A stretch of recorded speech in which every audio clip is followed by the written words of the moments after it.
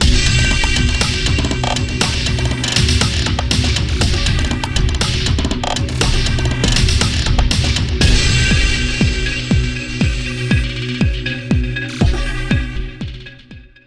everyone. Thank you, Ari, and thank you, everyone at Made for Web, for inviting me out here. As Ari had mentioned, I'm a comedy director from Los Angeles. This is my fancy keynote presentation. If anyone is interested what I look like Colonel Sanders, that is a picture of me dressed as the Colonel from KFC. So, just so you guys are aware. So I'm here just to kind of talk to you about how I started making content for the internet about 8 years ago. I started just in college while I was in Illinois in the States. And since then, I was able to kind of turn making comedy from a hobby into a career.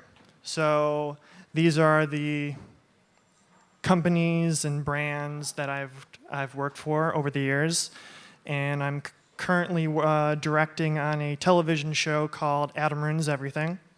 So that's the man in the middle. So yeah, I'm just gonna kind of talk about the path that I kind of took.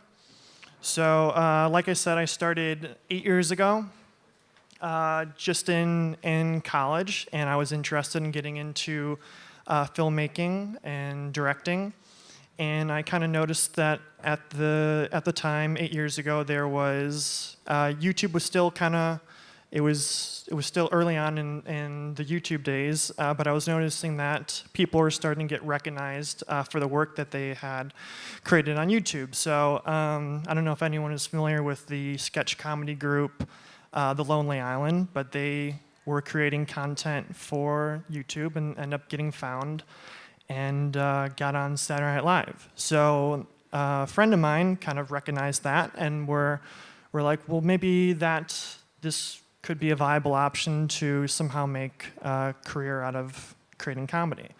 So what we had done is we created a website, a sketch group on YouTube called Magic Hugs. So that's our logo. That's my back right there. And that was kind of our brand. That was going to be our calling card. And so one of the first videos that we had made in college is, this was during the 2008 Summer Olympics. We were watching one of the swimming events, and American swimmer Michael Phelps had won a swimming contest by 0.01 seconds. And when we watched that, of course, the coverage of the event, they kind of show Michael Phelps celebrating in the pool. But my friend and I thought, well, what does the loser look like? What is the guy that lost by 0.01 seconds? What is his reaction? So what we did is the next day we went out to our college rec center swimming pool.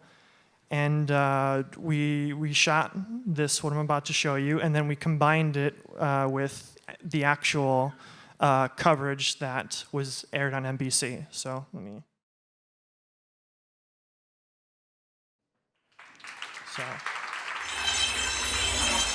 Hey. So a lot of people thought that was real.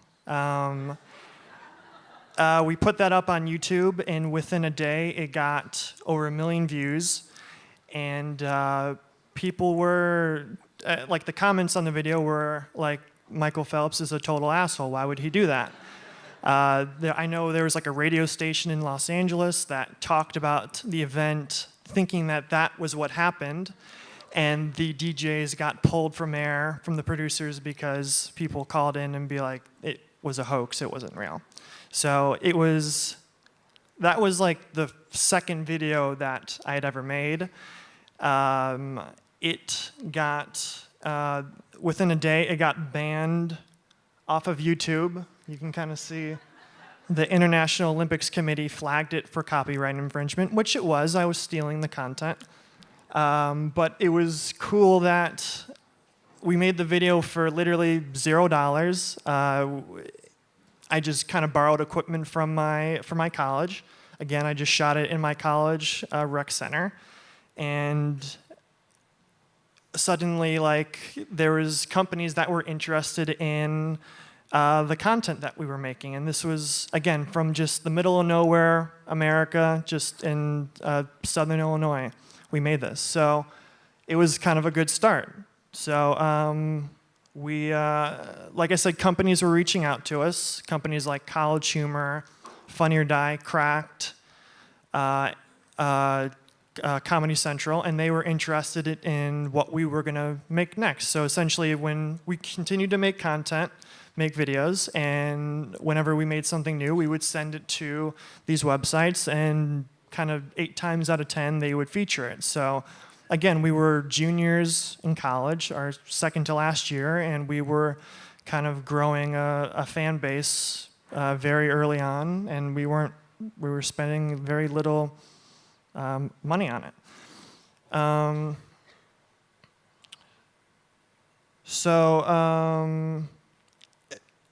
So we continued to make content, and I think another reason we were able to kind of grow our audience is that we also had we were active on social media. So at the time, Facebook and Twitter were kind of the big things, so that's what we did. We would always post our videos on Facebook and Twitter. We would post behind the scenes. We would post jokes. We were very active. Another thing we also did is we would just, every day we would share another piece of content that someone else had made on the internet. Just something that we saw and we were like, oh, this is really funny. This is kind of something that's kind of comedically similar, like it kind of fits our sensibility. And I think that was like another big way we were to help grow our audience, because even though we weren't always pumping out content, you could come to our website, you can go to our Facebook, our Twitter every single day, and there was something new that we were sharing.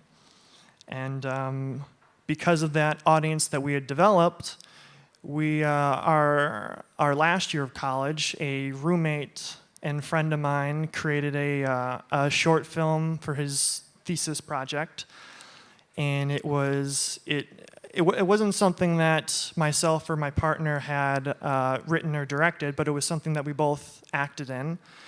And it was a comedy set within the apocalypse. So it was just, bless you, it was just 4 idiots trying to survive during the apocalypse. And it was only meant to be my friend's thesis film, but when he finished it, we were very proud of it. And we thought, hey, like maybe our audience through our sketch group might be interested in this. So we posted it on our YouTube channel. We, again, shared it on our social media. We submitted it to multiple film festivals. And it got into one. And people really liked it, to the point where there was a production company in Los Angeles called Fremantle Media. And they produce American Idol and other big American television shows. And they saw the short film that we had all worked on together, and they thought, hey, this could be a television show. So we were still in college, and at that point we optioned a television show to develop. And so this is a trailer for that show.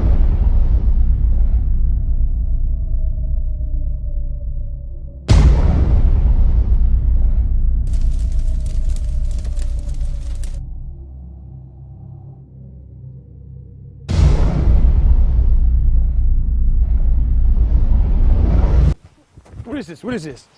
Hair regrowth treatment. Extra strength for men. It's the apocalypse. No one's gonna care if you got no old man head. I need insulin. Would you shut up? Coon. Shut up! Fucking diabetes witchcraft. A rock makes a spark makes a fire makes food, you eat the food. I say we fucking huddle up, start rubbing each other's backs, we'll all get kind of warm. Then we can go out and fucking hunt some deer. That's what you're gonna go hunting with, this tennis racket and this thing? We need a cue with a tennis racket. What do you do, serve the deer some serves? murdering their life. Welcome to Leave Town, bitch.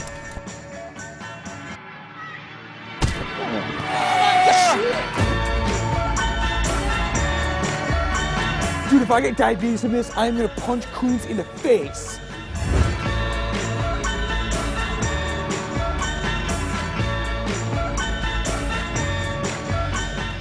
So yeah, I mean, humor is a little dated at that time, but we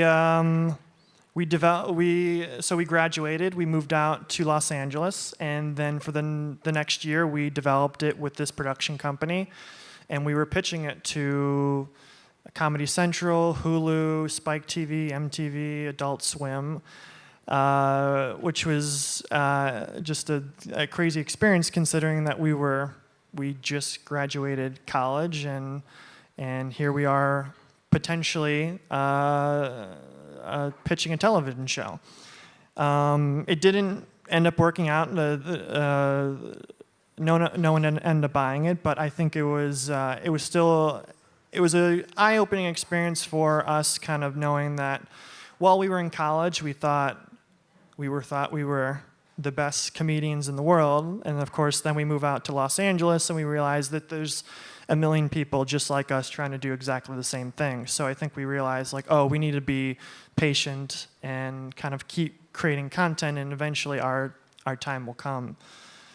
So that's kind of what happened. We went right back to creating content for our YouTube page, and again, our audience was growing. And companies in Los Angeles were starting to commission projects from they were starting to commission projects for us to make. So Ashton Kutcher's production company, we made a couple commercials for web commercials through his company. The band Weezer, we made a lot of digital content for them. College Humor, we made some content for them, as well as Comedy Central's digital website. And around this time, this is when all the stuff that you kind of see up there, that was all things that I myself was directing, that I was writing, that I was producing. Sometimes I was shooting it, sometimes I was editing it, sometimes I was doing the motion graphics and the visual effects, because all those tools were so accessible at that time. I was able to borrow a piece of editing software from my college. I was able to buy After Effects. I was able to learn all these tools that, even though I'm not using them anymore, I'm working with people that use these tools, and it gives me a better way to kind of communicate with heads of these specific departments and understand what it takes to do a certain visual effect. So if you're starting off, I would, of course, encourage to try to do every possible aspect of your production, because it's only going to make you stronger down the line, where you may not end up doing all those certain jobs down the line, but again, you'll have a better understanding for that. And so my second year in Los Angeles, probably year 3 or 4 of my career, I was realizing I wanted to focus mainly on directing. And through the contacts that I had made through my sketch group, I reached out to a few companies and was just like, hey, I would really love to work for you guys. I know that you would feature some of my stuff in the past. Are you guys looking for any directors? And at that time, the website collegehumor.com, they had just moved out to Los Angeles from New York, and they were looking for directors. So I instantly, and it was kind of just like lucky timing, but it was also, I had enough of a portfolio of things that they have seen leading up to that kind of proved that I can handle making a 3-minute video for their company.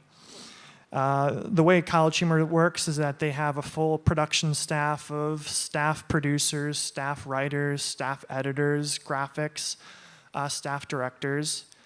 And so it was really great to focus on just one aspect of the process, directing, and really collaborate with other talented people, which I think in the end just made the products that I made a lot stronger.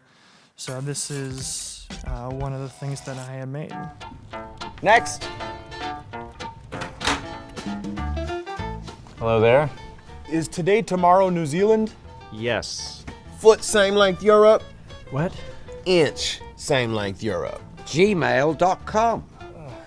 What is Bitcoin? Butthole. Gross, fat, butthole, dick, poop. Is that what kids are into these days? Are your parents home? Miss Pippi. You mean Mississippi? Hey, I'm not a dictionary. My grandson Nathan. Song that goes meow meow meow meow meow meow meow meow meow meow meow meow meow meow meow meow meow meow. Girls' college. Let me see. Right. College girls. Nude. Really? Patrick Castles. Pat Castles. Pat Castles funny. Bitcoin market value. Weed amount legal NYC. Patrick Castles, funny writer, college humor. Are you gonna do this all day? What is Prime Meridian? Head got cute. Do you mean hedgehog? Head got cute. God, do you mean hedgehog? Headshot's cute. Adderall Max Dose. Yeah. Adderall Max Dose, 165-pound man. Okay. Adderall Max Dose, 165-pound man, 20 years old. Adderall overdose signs. Download Firefox. Ever heard of Chrome? How to buy Bitcoin. Titanic drawing. Titanic movie drawing. Titanic movie drawing scene. Kate Winslet tits. Round 2. Facebook.com, my grandson Nathan. No. Dexter based on real. Free hamster. Unbuy Bitcoin. Boston Bomber. It's a real tragedy. Cute one. Oh, fucking shit.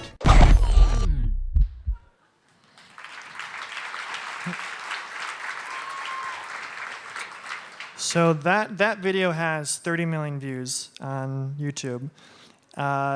It turned into, because of the success of that first one, we ended up making 4 more of those. I directed the second and third one, which also have 40 million views together. It's won multiple awards.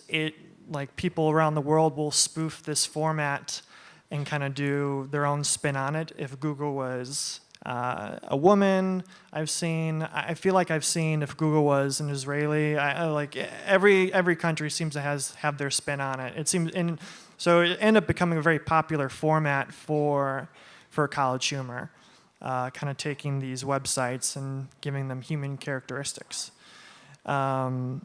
So because of the success of that video, College Humor started hiring me for more stuff.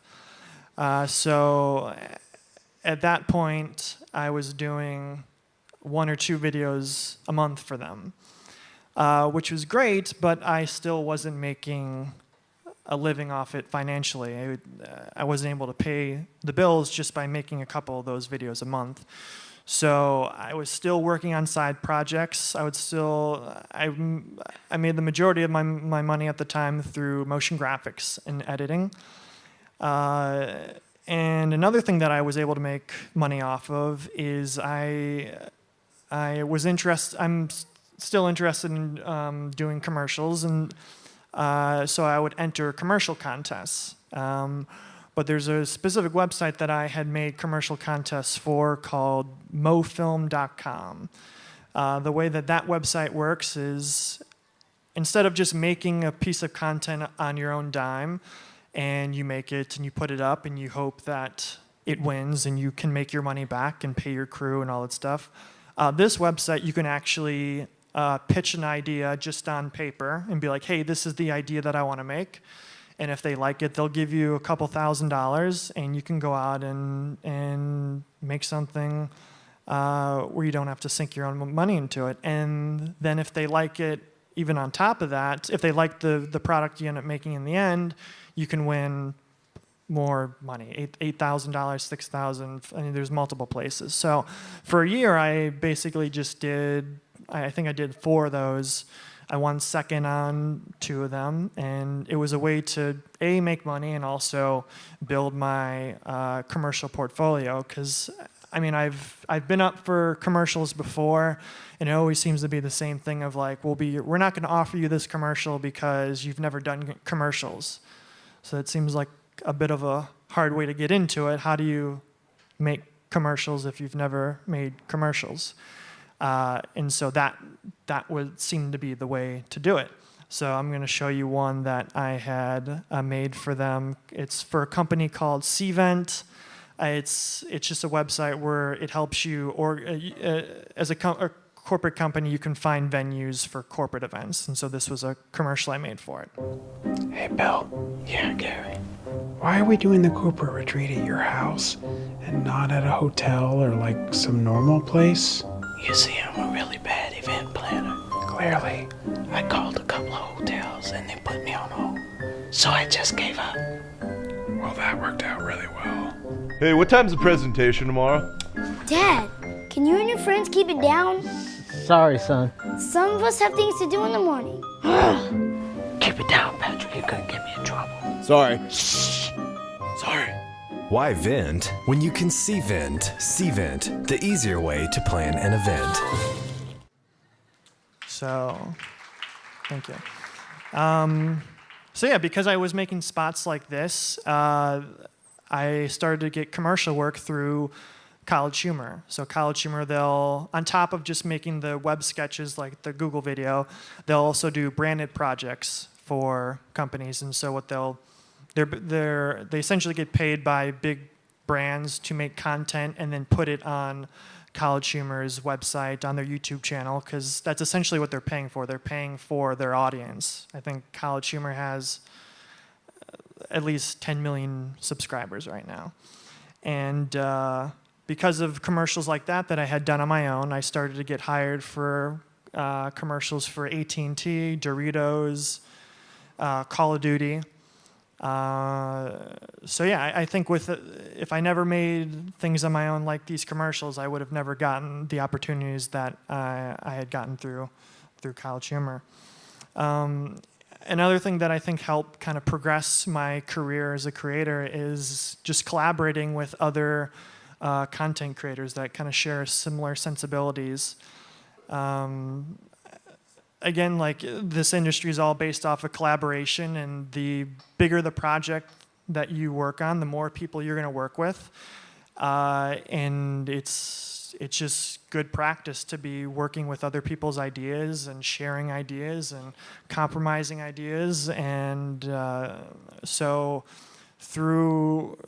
over the years of living in Los Angeles, I would just reach out to other content creators that I thought were talented, that I thought would like the things that I was making.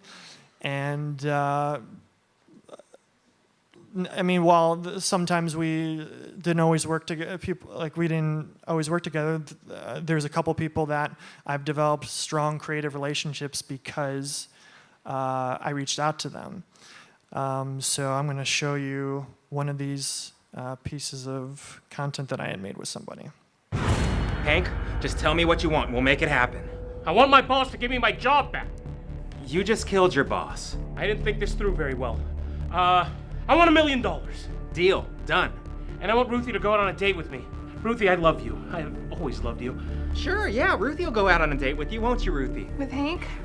No, thank you. Damn it, Ruthie. What? He creeps me out. See, Ruthie hates me. Everyone hates me. Oh, fuck it. I've had it. I'm taking everyone with me. Yeah, let's end this for everyone. That's not a bomb vest. That's an adorable baby vest. Why'd she have a knife? God. Good job, baby mentalist. So yeah, there's a popular American cop drama called The Mentalist. So we made our version called Baby Mentalist, just about a baby detective. And yeah, so that was something that me and that guy Randall Park made for fun for 6 episodes they're all online. And yeah, again, it's just while I wasn't making any money off of these projects, they were just more. It just added to my portfolio, and to this day I show clips from that show when I'm reaching out to new potential clients of mine.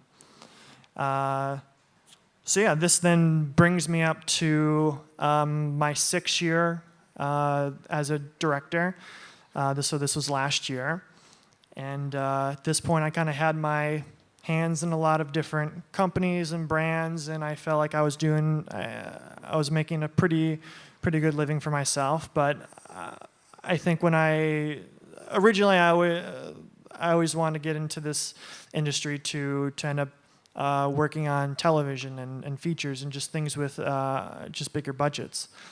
I was lucky enough that at that time, College Humor, again, the company that I've had a very strong relationship with over the past 4 or 5 years, they sold a show to True TV called Adam Ruins Everything, which it originated as a web series on their website, and it was very popular. Each video has at least 2 million views. It's a informational comedy sketch show that kind of debunks misconceptions that we may have about certain things. So I got hired to direct 3 episodes for their show last season. And yeah, I'm going to show you a clip from one of those episodes that has to do with flushable wipes. Are flushable wipes a thing in Israel? Do people use flushable wipes? Yeah? Okay. All right. So then you guys should understand this. Cool. So yeah, that was a clip from an episode I did that the theme for that episode was hygiene. So those 2 characters got locked inside of a bathroom for the whole episode.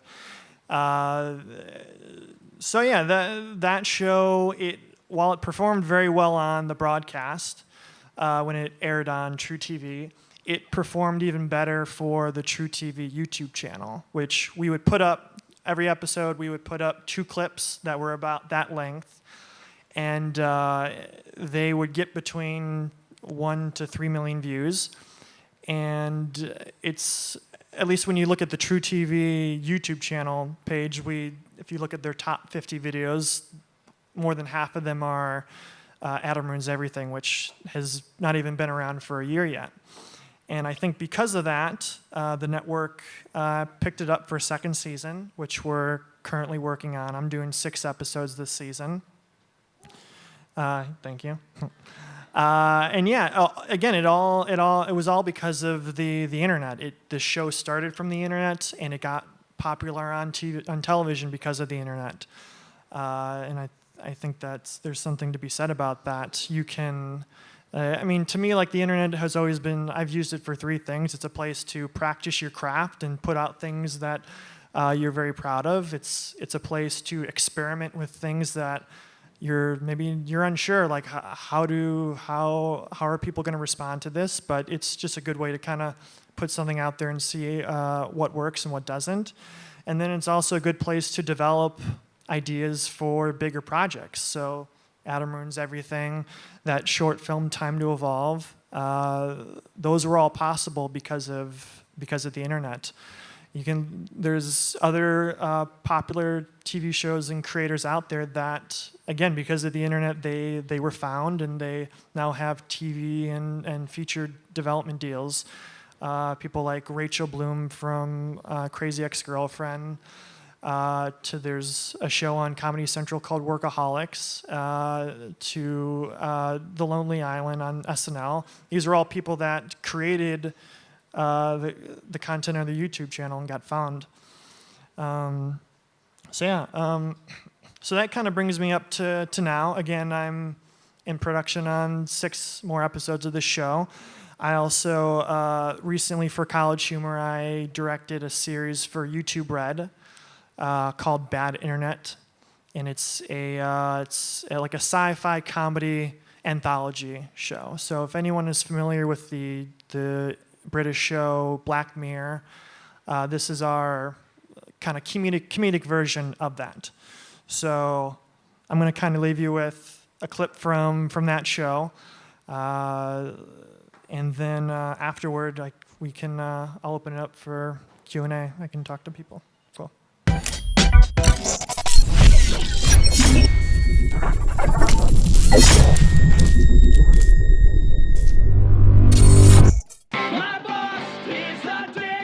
Let's go back to Liz in weather. Soulmate, the app that finds your productivity, efficiency. A scientist working at a computer. This is what we think of when we think of progress. And this progress is progressing today. Forget about those old low-paying apps that treat you like a commodity and experience a new low-paying app that treats you like a commodity. Earn money while you sleep with Snoozler. Humans of the past spent a third of their life squandering earning potential by sleeping. Humans of progress use Snoozler to sell their helping hands while they sleep. Get sleep, get paid, get a better world. Snoozler. It's Uber, but like for people. Download Snoozler app? Downloading now.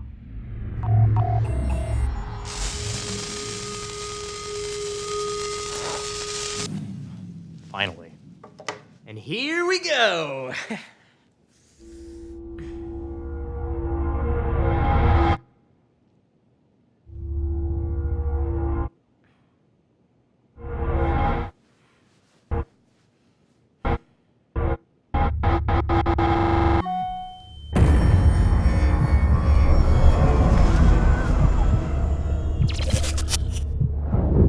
Hey, Snoozler, I need you to come over and make breakfast in bed for me and my wife. Task started.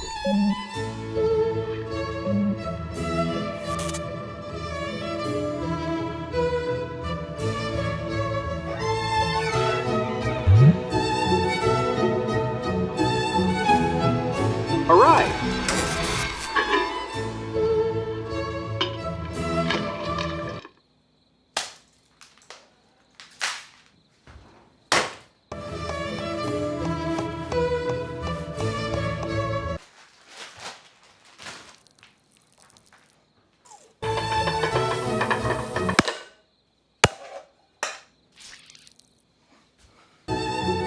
Great breakfast.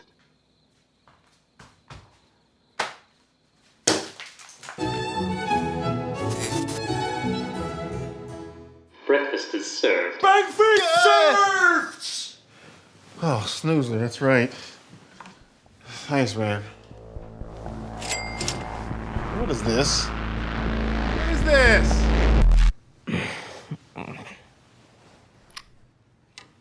You've earned $25. Oh, sweet.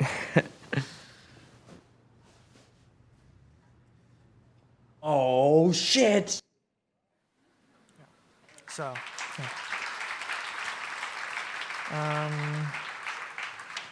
yeah, so that's kind of been the journey that I've taken over, again, the last 8 years. It's, I think for what kind of worked for me is just persistence of continuing to make stuff on your own always, reaching out to companies you want to work with, reaching out to talent you want to work with, and just being patient, because like I said, it's a very saturated industry right now with digital content. Everyone is making it, it seems like. So it kind of takes time, but if you're just patient and kind of true to what you think is funny or interesting, thoughtful, that's really that's really all you should kind of focus on. And then hopefully, as long as the things you're making are good, like, people are eventually going to find it. So yeah, thank you so much. Are there any questions?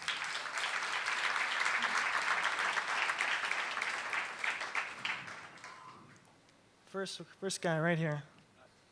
Okay, so you said that you've created before, and then you became a director. Don't you miss the creation part? Meaning, when you when you work with a production crew like in the College Humor, then you're the director, but you're not the creator. You're part of a team. So doesn't it? Don't you miss the creation part, or what is your part in the creation? Yeah, I mean, with College Humor, the process there is they have a creative team of writers that are all very talented, and I know. I mean, while I loved writing and kind of overseeing every single part of the process and producing it, my love was really just for directing, and I mean, there's a lot better writers out there than I am, and so I enjoy collaborating with writers, and certainly like on the Google's the Guy video and the other content I would make for College Humor, and even for Adam Ruins Everything, I'm still involved on the script process. I'm just not involved as the there's a writing staff. So. Hi. Could you describe your process? Like after you finish a video, are you involved in the editing, like, or like, what is like the process? Do you show it to people and then make it better? How does it work? The process for making things for College Humor, making things on my own, or making things for the TV show, because they're all kind of different processes. I'm mostly interested in viral videos. Okay, so again, for College Humor, I was a freelance director, so that meant I would get an email, I would get a script already, and then I would go into a pre-production meeting with the producing team, with the writer of that sketch, with a production designer, sometimes with a costume designer, sometimes with a VFX supervisor if there's VFX involved. So within that meeting, we kind of hash out every idea that I may have that isn't exactly written on the page for the script. That's usually done, for College Humor, that's usually done a week before we shoot something. And I'm also involved heavily in casting. For the instance of the Google's a Guy video, the main actor that played Google, he's kind of a known comedian in Los Angeles, and he has a contact with College Humor, so he came attached to the script. So that's been one of the few times I wasn't involved in casting. And then on the day, I just kind of do my job as the director, directing performances, directing our camera team to kind of how I want lighting to be, how do I want our composition to be. And then for editing College Humor, or for the post process, I'm involved with that, but it's usually just like I'll get an email with like an edit that the editor will have already done, and then I give my notes, and then there's usually a few rounds of that. Now for the show, Adam Ruins Everything, I'm involved with post from the very start. So a few weeks ago, I wrapped on 3 episodes, and for a month I spent in the edit bay working on all 3 of those episodes every single day. So it kind of just depends on what the format is, I guess.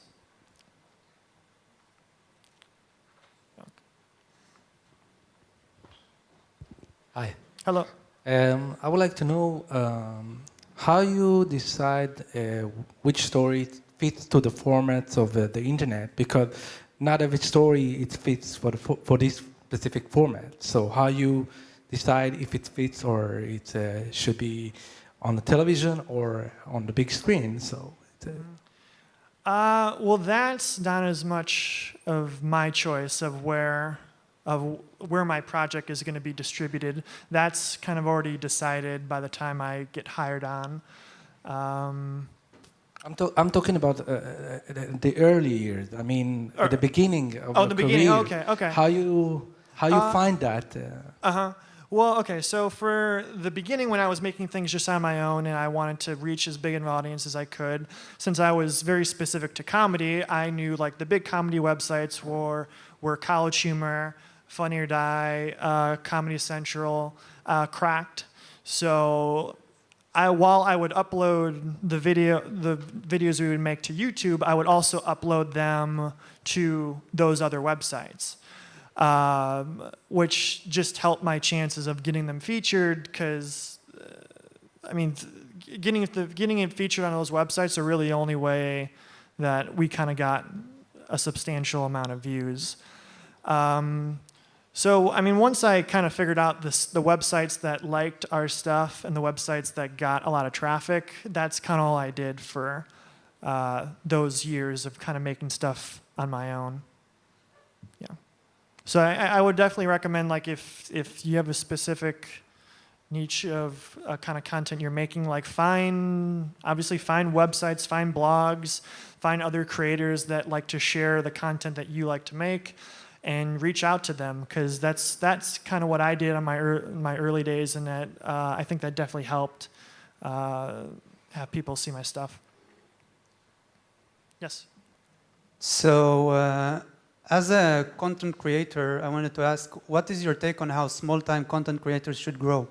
Is it better to try and work with large content distributors, which approaches you, or just try and keep doing what you know works in your channel or in your brand, and just grow your channel that way? And because today is like a new environment. In your time, you needed a lot of money to start filming things. In 2008, cameras weren't that available. But today, getting a good quality camera it's on your phone. You have 60 FPS, 1920. Right.